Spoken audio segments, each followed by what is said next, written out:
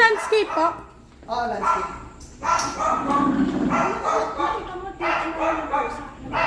Natuklaw yung pusa. Oo, natuklaw? Ano?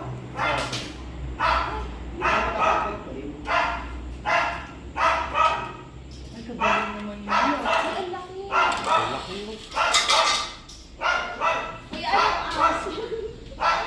Ito pong ahas na to is Luzon brown rat snake lang ito. Ahas kalabaw. Ito kasi lumalabas talaga ito ng dito oras. Especially ngayon po, breeding season ng mga ahas. Pero wag po ito, venomous po ito, wala ito abanda. Ayan ito, full grown na size. Sino po yung natrap kanina dito sa loob? Napainom na ako sa... Pagka ganito naman po mga ahas, wag lang natin mapuprovoke. Kita nyo nanunod lang siya. Actually, defense lang nila yun na parang binabalok ka lang na parang umatras ka. Ito rin yung madalas na pagkakamalang Philippine Cobra. Kasi magkakulay sila. Pero kung makikita mo sila, ito. Kung titignan nyo yung balat, parang hugis diamond. Ang mga cobra, ang hugis ng kanila, parang yung mais. Kaya ito, kung lalapitan mo, may makikita ka mga parang halos invisible na guhit. Yun yung tinatawag natin na killed scales. Tapos sa buntot, nakikita nyo mahaba yung buntot nila. Kung cobra to, yung buntot na ganyan lang siguro kaigsit. Tapos mataba. Tapos sa mukha, makikita nyo siya, mahaba yung muso. Sa mga cobra, ganyan lang, pango. Tapos sa mata, makikita nyo, ganyan yung mata nila. Sa cobra, pure black.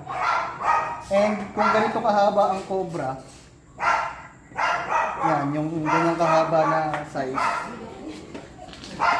Mga na siguro yung cobra, ganito na kataba. Ito nang venomous na kasi. Common talaga ito nakikita sa mga bahay. Actually, natrap lang siya dito, wala siyang lalabasan. Pero kung nakakit siya, makakaalis siya. Parang galing siya doon. Nang baybay siya nandito. Pero ito malaki ito. Possible female to. Female. Kaya na natin ito, worry naman ito mga ito. Actually, nung December 30, nakagat ako ng ganito. Yung latest. Kaya po, brown rat snake, ahas kalabaw po. Non-venomous po siya. Tap ko na po yung video. Ako, full grown na po ito. Full grown na po. Tsaka saglit ko lang hinuli. Harmless naman po itong mga asa po. Hindi naman sila delikado. Actually, kaya siguro siya nandito, naghahanap siya ng kapares or naghahanap siya ng daga na kakainin. Langganisa. Ay, tama kayo kayo. Ayun ako.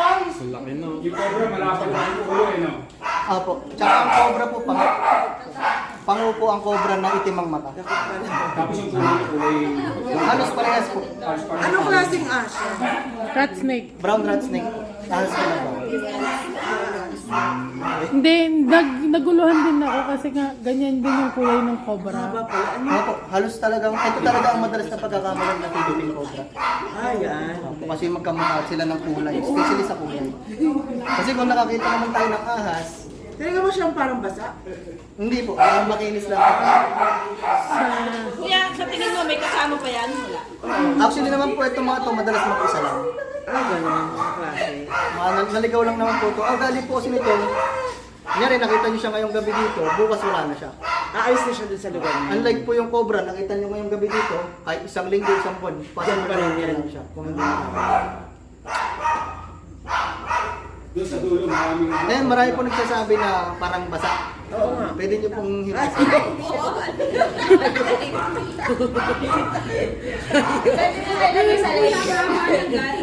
Gusto mo lagay sa... gusto po niya lagay sa likod niya. Malamang galing yan sa likod. Opo. Yung sa likod namin, madami. Hindi, dito lang sa kanya. Napakadami dito kayo. Pangalawa na yun. So, yun po sa mga makakapanood po dito, especially yung mga bata, hindi po basta-basta hinahawakan yung ahas. trained po kami na gawin tong mga ganito. And ginawakan ko lang po kasi non-venomous.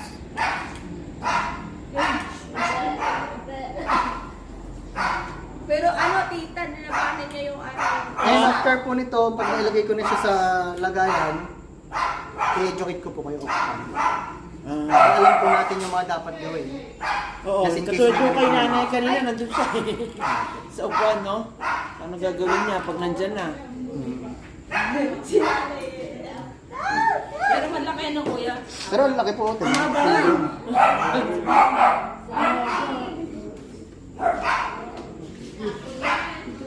Hindi yan pinapatay? Hindi po. Ano ginagawa niyo? Ilalagay sa Sinesurrender po sa DN. Ah, ganun lang. Okay. Parang dito, ang dami ni kalat na ahas. Season po kasi ngayon. Actually ma'am, ang dami pong report ngayon. Oo. May tawag ako kanina, kabyaw. Cobra naman po talaga nasa bodega. Pero katulad na may pusa kanina. Yan Natakot po, din ba siya sa pusa? Yan po yung kagandahan ng meron tayong pusa. Oo. Kasi ang pusa, slight movement, iimbestigahan nila yung lalapitan nila. Sabi nga namin, kung may pusa ka sa bahay mo, parang sila yung bodyguard mo. Sa mas maganda. Kasi po actually sa lahat ng rescue ko, sabihin natin 70 to 80%. May pusa sila sa bahay. Pusa po ang nakadiscover. Kasi po ang pusa, katulad yan, hindi na iniiwanan ng pusa. Hindi nga, hindi niya iwanan. nandun, nakabalik. Gusto na rin niya iwanan kayo na pero sila natin yung pinto, di ba? Para hindi siya Ano umalis. ba sila nakabalik?